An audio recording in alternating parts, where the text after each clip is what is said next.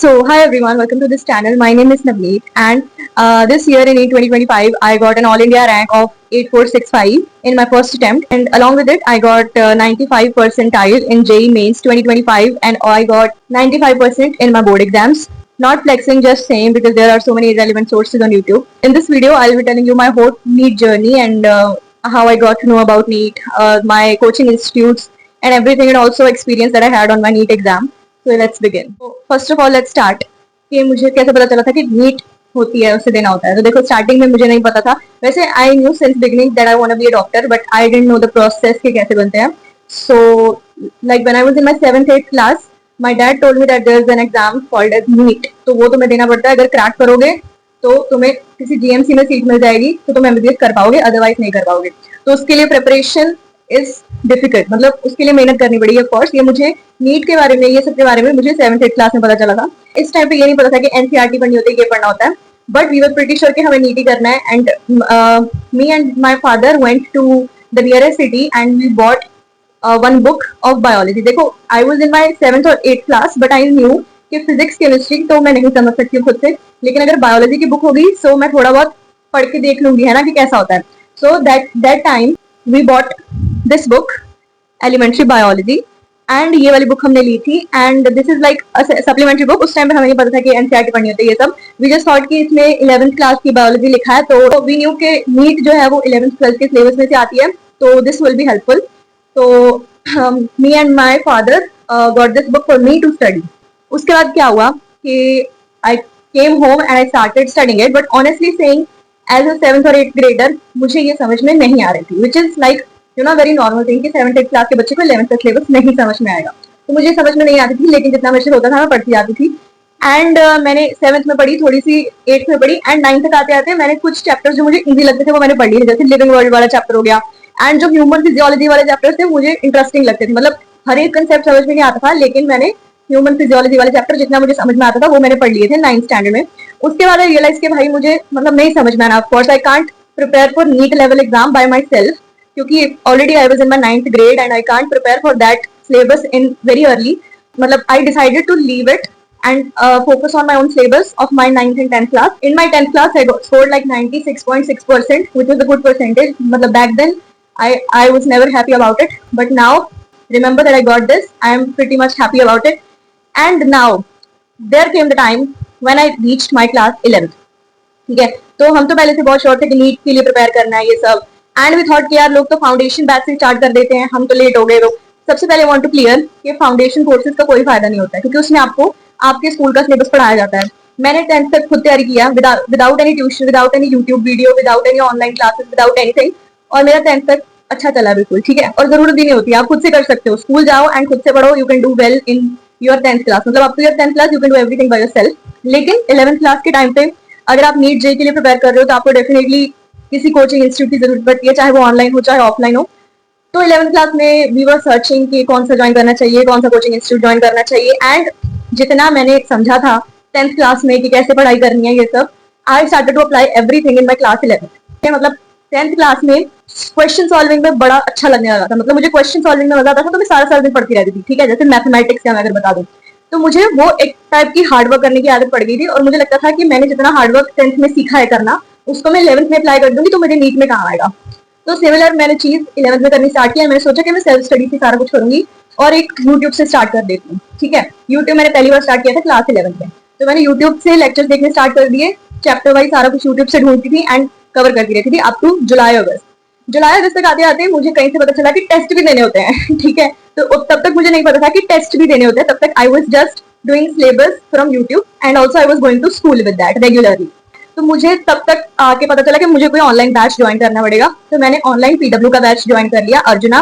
तो अर्जुना 2.0 मैंने ज्वाइन किया था फिजिक्स के लिए, क्योंकि फिजिक्स में स्टार्टिंग से अच्छे से करना चाहती थी. उस टाइम पे वो स्टार्ट ही हुआ था बैच. मतलब उसमें अभी तक वेक्टर्स चल रहा था, तो आई वाज लाइक कि हाँ, वेक्टर्स से स्टार्ट हो जाएगा तो अच्छा चला जाएगा पूरा. बायोलॉजी के लिए एंड केमिस्ट्री के लिए मुझे लगा कि मैंने यूट्यूब से भी अच्छा ही कर लिया. मतलब क्योंकि बायोलॉजी के लिए मैंने यूट्यूब से देखा था, मैंने वीडियो देखी थी गरिमा गोयल मैम की, तरुण सर की, और मतलब सारे अच्छे टीचर्स भी थे. तो उन्होंने जब तक जो कुछ चैप्टर्स मैंने बायोलॉजी के कवर किए थे तो वो अच्छे कवर हो गए थे. तो आई वाज लाइक कि मैं इनको दोबारा से नहीं करना चाहती हूँ, अभी से जो सिलेबस चल रहा है मैं वही कंटिन्यू करूंगी. तो मैंने समाप्ति मैम को फॉलो किया अर्जुना 1 से. सुधांशु सर को अर्जुना 1 से, एंड पवन सर को I was following from arjuna 2। And chemistry के लिए तो एक तो सुधांशु सर हो गए, एक ऑर्गेनिक केमिस्ट्री के लिए I was following Pankaj sir, and inorganic के लिए उस टाइम पे वंश सर होते थे तो उनको फॉलो करती थी। तो ये सारे सब्जेक्ट्स हो गए। आई गेस बॉटनी के लिए was Vipin sir of course. तो ये सारे टीचर्स थे जिनसे मैंने पढ़ाई किया मेरी 11th क्लास में, ठीक है। मतलब मुझे पता चला कि यार काफी बेनिफिट्स होते हैं बैच लेने के। उससे पहले मुझे लगता था कि बैच लेना और यूट्यूब से पढ़ना इज इक्वल, बट जब मैंने जनरली बैच खरीदा तो मुझे पता चला कि बहुत सारे बेनिफिट्स है। मतलब तुम 4,000 रुपए में बहुत कुछ खरीद रहे हो, उसमें तुम्हें लेक्चर्स भी मिल रहे हैं, तुम्हें अलग से नोट्स भी दिए जा रहे हैं, तुम्हें टेस्ट भी दिए जा रहे हैं, तुम्हें इतनी गाइडेंस दी जा रही है। मतलब जब तुम यूट्यूब से पढ़ रहे होते हो ना, तुम्हें इंडिविजुअल ऐसा लगता है कि तुम खुद से सब कुछ कर रहे हो, है ना। मतलब ऑनलाइन जस्ट, हालांकि वहां पे सामने इतने सारे स्टूडेंट्स बैठे हैं, स्टिल यू फील लाइक कि तुम एक कोचिंग में जा रहे हो, कोचिंग में पढ़ रहे हो, एंड तुम्हें ऐसे तरीके से तुम्हारे साथ डील किया जाता है कि हाँ भाई तुम जेन्युइनली इस चीज के लिए प्रिपेयर कर रहे हो, तो तुम्हें ये करना है, तुम्हें ये करना, हर चीज तुम्हें प्रोवाइड करवाई जाती है। तो मैं उस चीज में काफी ज्यादा इंक्लूड कर गई थी तब तक, और मुझे समझ में आने लग गया था कि हाँ यार नीट के लिए तो ऐसी तैयारी करनी पड़ती है। एंड आई रियलाइज कि जो चीजें मैं अप्लाई कर रही थी कि जैसे स्कूल में पढ़ाई करनी है वैसे नीट में पढ़ाई करनी है, वो चीज बिल्कुल गलत थी। तो स्कूल में जैसे पढ़ाई करते हैं, नीट में जैसे पढ़ाई करते हैं, बिल्कुल ही अलग होता है।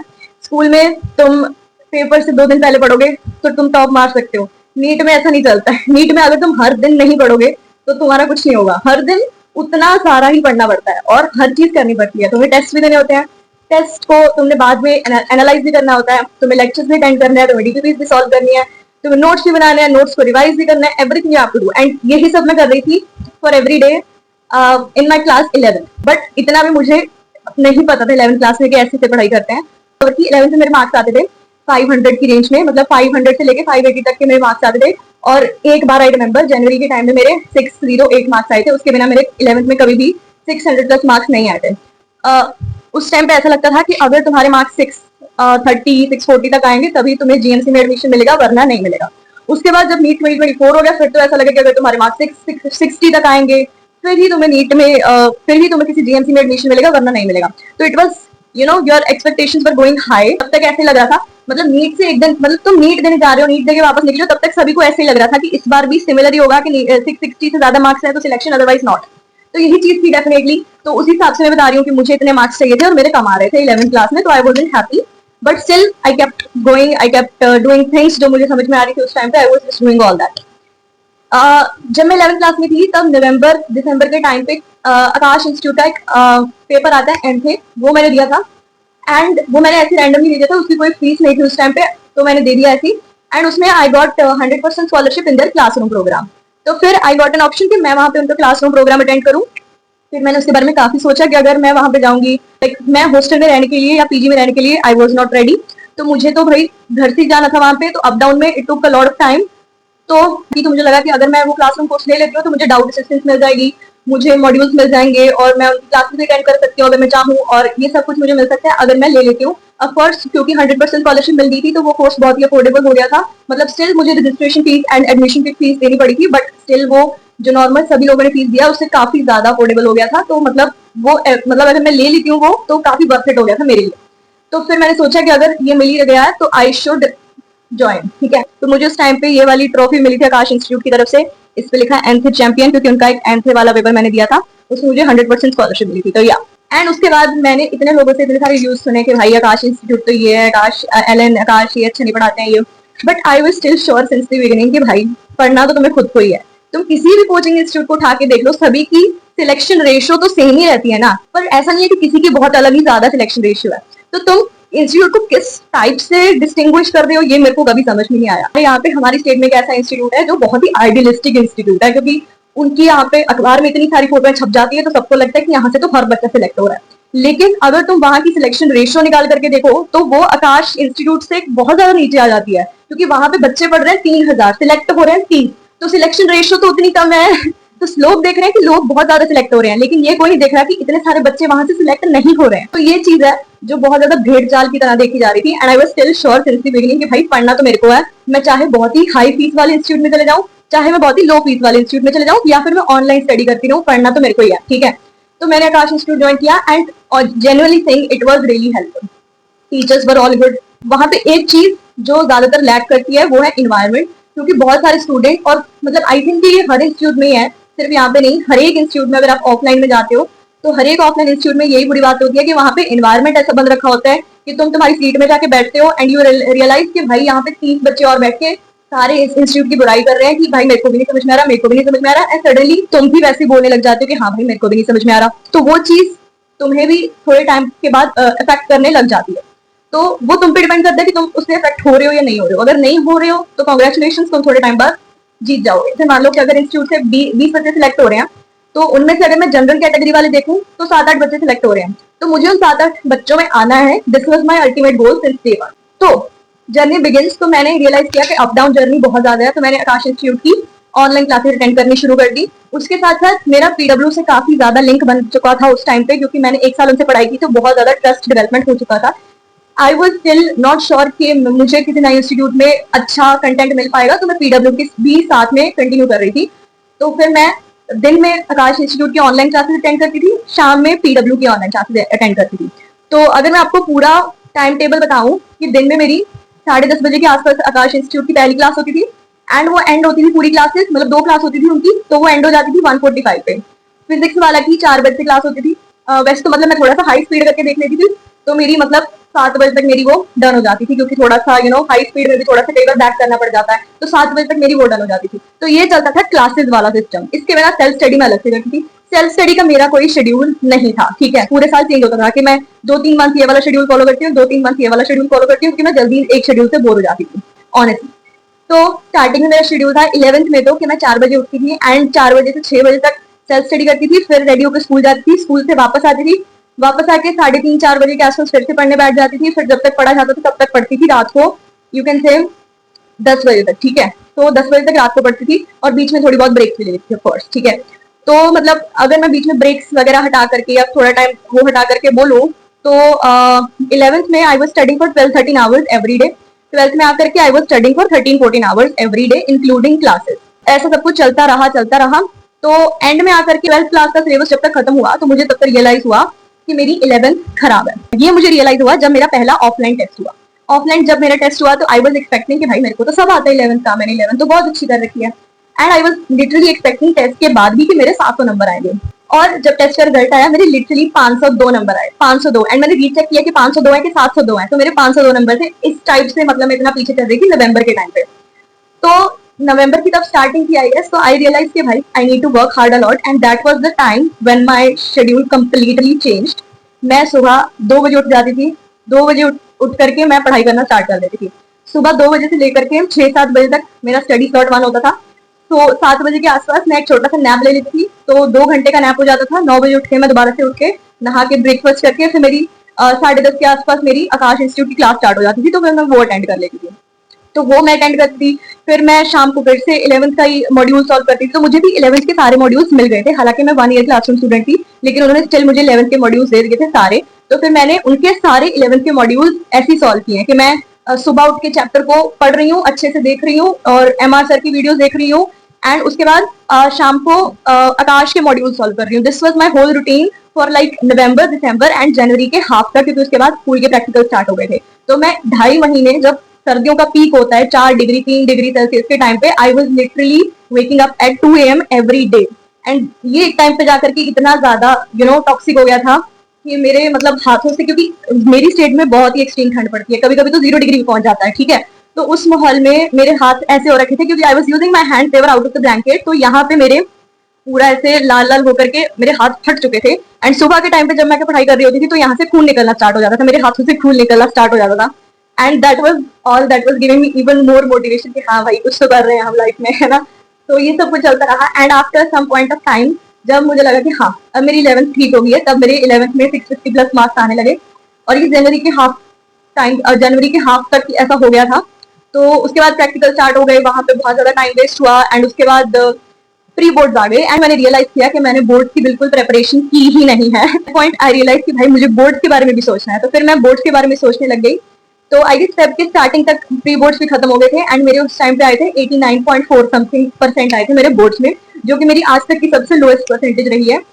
मेरे इंग्लिश वगैरह में बहुत कम मार्क्स आए थे, तो मुझे लगा कि I need to improve myself. तो फिर मैंने बोर्ड्स की ही तैयारी की है। जितना टाइम बोर्ड्स चले हैं, पहले मुझे लगता था कि मैं बोर्ड्स में भी नीट का पढ़ूंगी, लेकिन फिर मैंने बोर्ड्स में भी बोर्ड की ही तैयारी की है, उसके बाद कुछ और नहीं सोचा। फिर टाइम आया बायो के एग्जाम का। बायो का एग्जाम था मेरा 25 मार्च का, उसके आगे 15 हॉलीडेज थी, तो आई वाज लाइक यार 15 हॉलीडेज बायो के आ गए हैं, तो it is not necessary to study for boards. तो फिर मैंने फिर से नीट का पढ़ना स्टार्ट कर दिया। मैं कोचिंग जाती थी, टेस्ट देती थी, कोचिंग जाती थी, टेस्ट देती थी। तो बायो के पेपर के आगे जो 15 छुट्टियां थी उसमें मैंने टेस्ट ही दिए हैं एंड नीट की तैयारी की है एंड 11th ही पढ़ी है। तो फिर मैंने बायो का जो बोर्ड एग्जाम था वो बिना रिवीजन की दिया, उसकी वजह से मेरे बायो में सबसे कम मार्क्स आए। मतलब इंग्लिश, फिजिकल एजुकेशन जिसका मुझे डर था उनमें मेरे बहुत अच्छे मार्क्स हैं, और बायो में मेरे सबसे कम मार्क्स है, 90 मार्क्स है मेरे बायो में। इंग्लिश में मेरे 97 है, फिजिकल एजुकेशन में 98 है एंड केमिस्ट्री फिजिक्स में दोनों में 95 है। तो बायो जिसको मैं अपना खुद का सबसे हाईएस्ट स्कोरिंग सब्जेक्ट मानती हूँ, उसमें मेरे 90 मार्क्स आ गए। ठीक है, तो ऑफकोर्स सबसे कम आए बायो में क्योंकि मैंने उसको रिवाइज करके नहीं दिया था।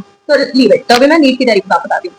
तो बायो का जब एग्जाम खत्म हुआ 25 मार्च को, उसके दूसरे दिन ही मैंने फिर से नीट की तैयारी स्टार्ट कर दी and that was the beginning of actual health. मैं आपको बताती हूँ कि वो जो 35-40 दिन की जर्नी थी ना, it was the most difficult time of my NEET journey. वो 35-40 दिन I was studying for like 17 hours a day and कभी कभी 18 भी हो जाते थे। ठीक है, एंड मैं एक दिन में 4-5 घंटे सोती थी। जब मैं सोती थी तो मुझे क्वेश्चन के ही सपने आते थे। दिन में मैं कमरे से बाहर नहीं निकलती थी। ये जो आप कमरा देख रहे हो, this was my room for that 35 to 40 days. Actually मैं ये रूम मेरा तो 2 साल से ही है, लेकिन उस टाइम पे तो मतलब I was spending my whole day and whole night in this particular room only. यहाँ पे मैं पढ़ती थी बैठ के। ये वाला टेबल पहले वहां पे हुआ करता था। ये वाला जो टीवी है, इस पे मैं पहले 2 साल क्लासेस अटेंड करती रही। अब बाद में इसका कोई यूज नहीं आया। लेकिन जो वो लास्ट के 7 मतलब लास्ट के 35 to 40 डेज थे, वही टाइम था जिसकी वजह से मेरा जो रैंक है, तुम बोलो कि 30,000 से 8,000 तक पहुंचा। आई वॉज नॉट एक्सपेक्टिंग कि मेरा 8,000 रैंक आएगा। मेरी स्टेट में 40-45,000 रैंक पर लास्ट मतलब क्लोजिंग रैंक होता है, तो आपको मतलब लास्ट में आपको सीट मिल जाएगी। तो आई वॉज एक्सपेक्टिंग कि भाई मेरा 20-30 हजार रैंक आ जाए, that's enough for me. 8,000 I was not expecting, because मतलब अगर मैं ये लास्ट वाले 35 दिन की वो मेहनत ना करती तो आई गेस मेरा कभी भी उतना अच्छा रैंक नहीं आता। तो मतलब मेरा रैंक 20,000 से पुश होके 8,000 गया, वो लास्ट वाले दिनों की मेहनत की वजह से। लाइक 17-18 आवर्स मैं यहाँ पे बैठ के पढ़ती रहती थी। एक्चुअली में जर्नी इतनी डिफिकल्ट नहीं थी, लेकिन मतलब एक दिन के लिए 80 चैप्टर्स को अपने दिमाग में लेकर के जाना वाज मोस्ट डिफिकल्ट पार्ट। मेरा दिमाग फिल हो चुका था और चीजें नहीं जा रही थी अंदर। आई was just pushing down things inside. इतना बड़ा सिलेबस और मैं हर एक चीज को रिवाइज कर रही थी। लास्ट के 35-40 डेज में मैंने पिछले 15 साल के हर चैप्टर की PYQ सॉल्व की है। मतलब मैंने जितने चैप्टर्स हैं हर एक के नीट 2010 तक के, या फिर उस टाइम पे AIPMT पेपर हुआ करता था, तो 2010 तक के क्वेश्चंस मैंने सॉल्व किए हैं इन लास्ट दिनों में। एंड उसके साथ साथ हर एक चैप्टर रिवाइज भी किया है। एंड पेपर से एक हफ्ता पहले माय ब्रेन जस्ट कोलैप्स्ड। ठीक है, इट वाज नॉट वर्किंग। एक टाइम पे आके वो बंद हो गया। ठीक है, at that point I realise कि अब तो ये फुल हो चुका है।